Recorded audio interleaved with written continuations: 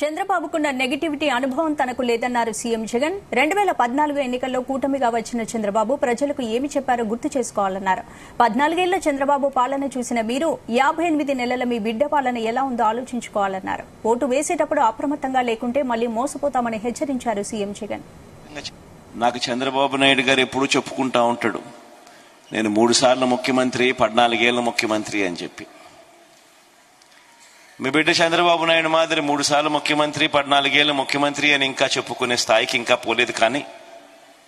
కానీ ఒకటైతే ఖచ్చితంగా చెప్తాను, ఈ 58 నెలల కాలంలో చంద్రబాబు నాయుడు మాదిరి ఆయనకున్న నెగటివ్ ఎక్స్పీరియన్స్ మాత్రం మీ బిడ్డకు లేదు.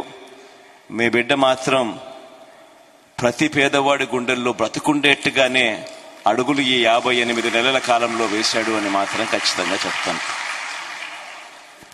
ఒక నాయకుడు అనేవాడు ఎలా ఉండాలి, ఒక నాయకుడు ఎందుకు మనకు ఉండాలి అన్నది ప్రతి ఒక్కరం కూడా ఆలోచన చేసుకోవాలి.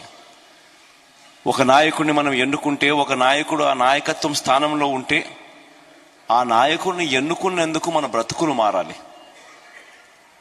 మన బ్రతుకులు మార్చగలిగిన నాయకుడే ఆ స్థానంలో ఉంటేనే మన బ్రతుకులు మారుతాయి.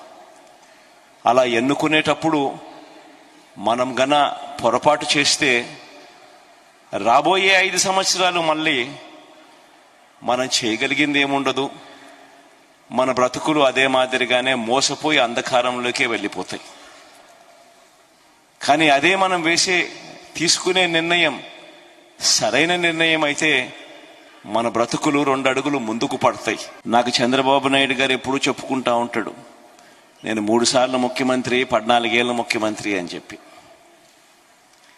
మీ బిడ్డ చంద్రబాబు నాయుడు మాదిరి 3 సార్లు ముఖ్యమంత్రి, 14 ఏళ్ల ముఖ్యమంత్రి అని ఇంకా చెప్పుకునే స్థాయికి ఇంకా పోలేదు.